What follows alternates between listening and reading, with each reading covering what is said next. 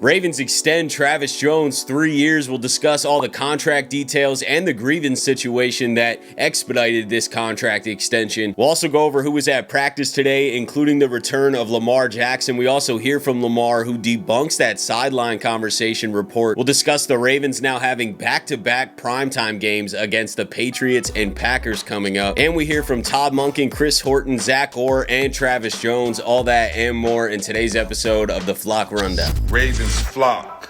The Flock Rundown is the place to be.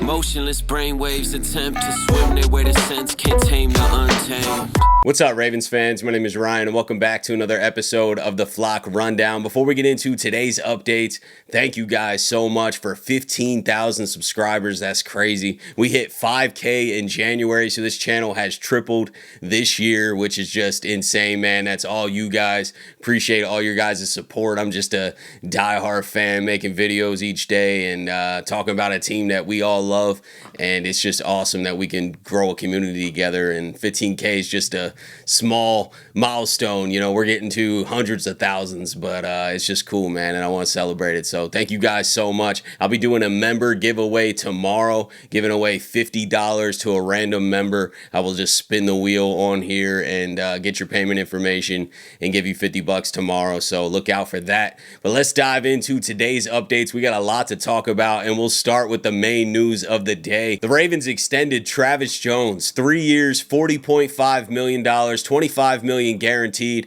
That's only $13.5 million a year. I say only like I got $13.5 million or something, but I just view Travis Jones as one of the top defensive tackles in the NFL, and he's coming in at like 25th, 26th overall in paid defensive tackles now at $13.5 million per year. So this is a value contract, and the reason that it may be at this value is because there was a grievance issue that most of us didn't know about. Jeff Zrebiec posted this morning that the NFLPA filed a grievance against the NFL on Travis Jones' behalf. The hearing was scheduled for today. Jones's agent, Jared Fox, and the Ravens met before the hearing and hammered out an extension. Ravens got aggressive to get the deal done and make sure that Jones was content with this contract. Travis Jones is on the 4th year of his rookie contract, and similar to the Rashad Bateman situation in 2024, Jones did not get an accrued season as a rookie because of an issue with the CBA. So Jones was on track to only be a restricted free agent after this season. So that definitely expedited this extension, and I think the Ravens are now able to land Travis Jones at a much lower value than anyone thought. I mean, I thought Travis Jones was going to be near $20 million a season,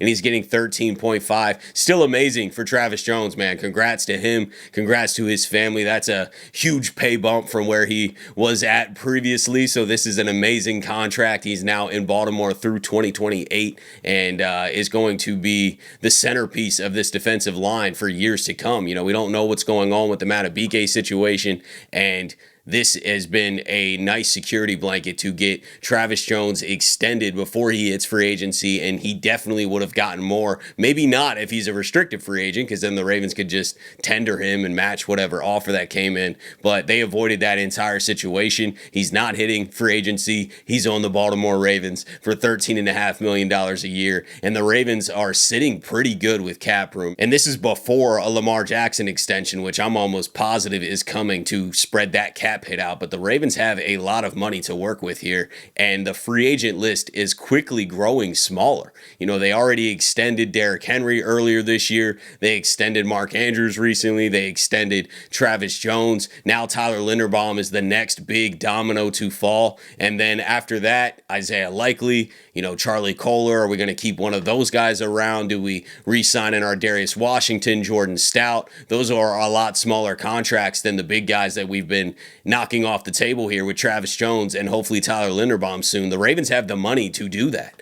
You know, we were thinking that they were going to be out of money. If they are able to extend Lamar, they can clear up to another $40 million. We're looking at potentially, you know, $60 million after this Travis Jones deal-ish. We'll get updated cap numbers soon, but they had $40 million in available cap next year before this Travis Jones deal, and then also have the ability to clear a bunch of cap room. So the Ravens can get quite aggressive and probably will hold on to a lot of their own guys here, which some people didn't really see coming. You have to add Odafe Owe into that mix. You know, earlier in the offseason, we were projecting him as to be one of these free agents the Ravens were going to have to make a decision on, but they traded him. So Gilman is also a free agent that we got in that deal. We'll see if the Ravens want to keep him around or not. They may choose to re-sign in our Darius Washington or something, but either way, the free agent list for the Ravens, the mounting free agent list that was kind of scary at the beginning of the offseason for next year, is looking a lot smaller, man, and it feels great that the Ravens are able to lock up a centerpiece like Travis Jones. That's great. That's great for us. That's great for Ravens fans. That's great for the organization. I think Travis Jones is one of the most underrated defensive linemen in the National Football League for what he does, the amount of snaps he plays. He's a force in there. He can play the nose, can play the 3 technique, can play the 5 technique. And I think he's the second half of the season, he's really amped up his production and his impact. So I know everybody on defense is excited. Especially the linebackers, because you got a big guy in front of him who can make an impact in the game, and he's earned it, man. I mean, Travis shows up every single day. He works his butt off. It's off days. He's in the weight room doing shrugs and doing extra work, and it's real neat to see guys get rewarded for the work that they've put in over a consistent amount of time. And it's good for him, so happy for him. Yeah, it's a great feeling for me. You know, really for me, I really just want to take care of my mom, sisters, and my nephew and niece. So now I'm in a stable situation to do that for him. Does this change your mom's life in any material way? Oh yeah, for sure. My mom, well, she hasn't been working since I got drafted, but now she really don't have to work. Yeah. Any find anything nice for her or plans for that? Only thing I want to get her a new house. That's about the only thing I want to get for her right now, off the top of my head. Yeah.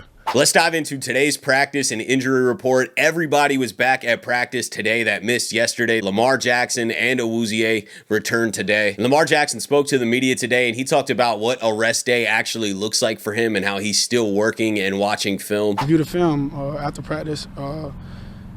During practice, I'm watching the guys, you know, from inside. I'm doing a little treatment, maintenance here and there. So, yeah. So, are you on the field or are you watching from the... I'm watching. Got eyes everywhere. Lamar Jackson was also asked about that sideline interaction with Daniel Faalele that was reported during the game, and he just denied it completely and said that he has no idea where that report came from. There was a report from the sideline on Sunday's game that I think you and Daniel Faalele... No, I saw that. That's had a conversation. No, I ain't seen. I didn't say anything to him. Did he say something to you? No, I don't know where that came from. I don't know where that came from. It wasn't me. And it wasn't Faalele, so I don't know. We heard from Chris Horton today as well, who spoke on the kicking conditions and the returning conditions that the Ravens are going to have to deal with on Sunday in Cincinnati. It is supposed to be around 12 degrees with 10+ mile an hour wind. The feel is around 0 to 4 degrees, and it is not going to be easy to deal with those conditions on Sunday. Very cold and quite windy. What are the stresses then you want to make with your kicking game? Especially with, you know, like Tyler, Arizona. Hey, welcome to it, kid. We had some pretty good weather out there today, right? The wind's blowing. It's really cold. Again, I don't think we're going to be able to replicate a nasty game, weather game, winds blowing crazy. It's super cold. For him, it's going to be just dialed in. Let's go out there and let's do what we practice, man. Just drive that ball, kick that ball deep, and focus on the process. Whatever we're coaching during the week, let's just focus on that. And we know that even with our returners, if it's a windy day, the ball is going to be moving around a lot, right? So let's really just focus on fielding the ball and being in the right position. And if you can't, talking about the punt returner game, because it affects everyone, right? Just making the right decision, which they've done all year. And if we continue to do that, we'll be fine. We'll put our offense or our defense in the right spots, and we'll go play football. Speaking of the Bengals matchup on Sunday, T. Higgins and Shamar Stewart did return to practice today, so T. Higgins may be good to go this Sunday, which is an extra challenge for this defense. We didn't have to play him 2 weeks ago. And Zach Orr spoke to the media today and talked about playing better against this Bengals offense and the importance of getting off the field on third down. Yeah, we got to execute and get off the field on third down. We got to get off the field on third down. The 2 touchdowns that they had were 3rd and 9. So first and second down, we did what we wanted to do, get them in 3rd and long situations, and then we got to execute on 3rd down and get them off the field. We know that when you're playing a quarterback of this caliber, any misstep, any wrong hesitation, he's going to make you pay more times than not. So we have to execute, and then we have to get the football. Well, we got to get the football. We got the takeaway in 4 minutes, but you have to get the ball off of these guys. I mean, you look at the game last week against Buffalo. The reason why Buffalo won the game, they got 2 straight plays of 2 interceptions. So we got to execute better on third down, and then we got to get more takeaways. We also heard from Todd Monken today, and he was asked about getting DeAndre Hopkins more involved. And I like where he took the question, because he said that it is extremely important to have a balanced passing game and have a lot more people involved, not just D-Hop, yes, D-Hop, but also Bateman, also Andrews. Spread the ball out, keep the defense guessing, keep the defense on their toes. We'd like to get D-Hop more involved. And that's easy to say. I'm sitting up here, I'm the offensive coordinator, but we need to get him more involved.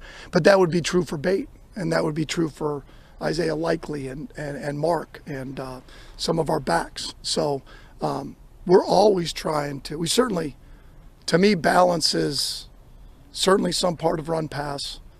But to me, balance is, and we've been elite around here doing it, and we've got to be able to continue to do that, which is everybody has the opportunity to touch the football.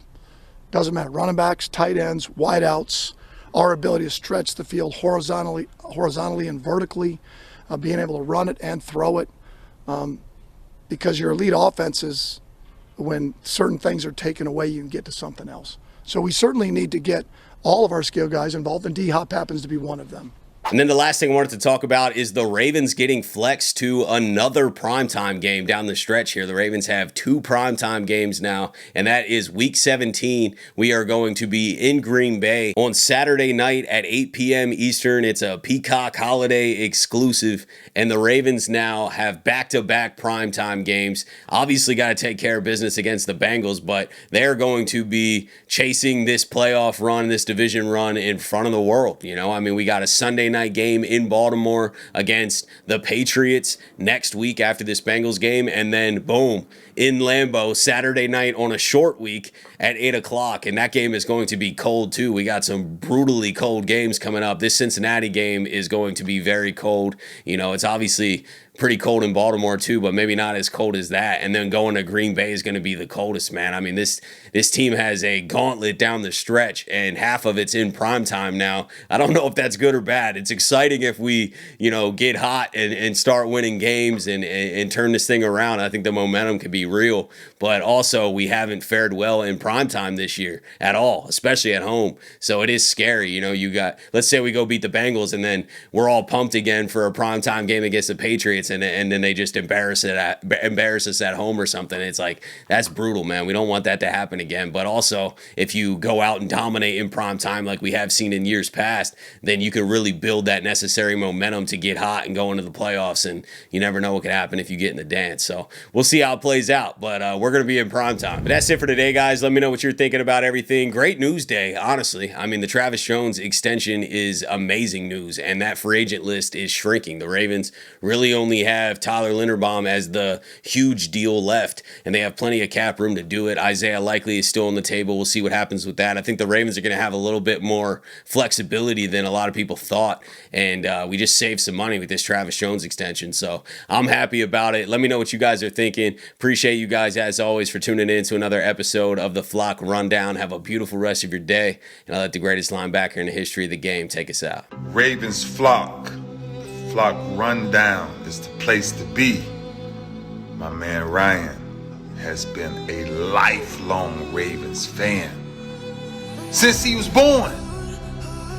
So I'm telling you now, it's about to go down. The podcast, the Flock Rundown. Ravens, baby. Nothing gets better than waking up and wondering how high we can fly.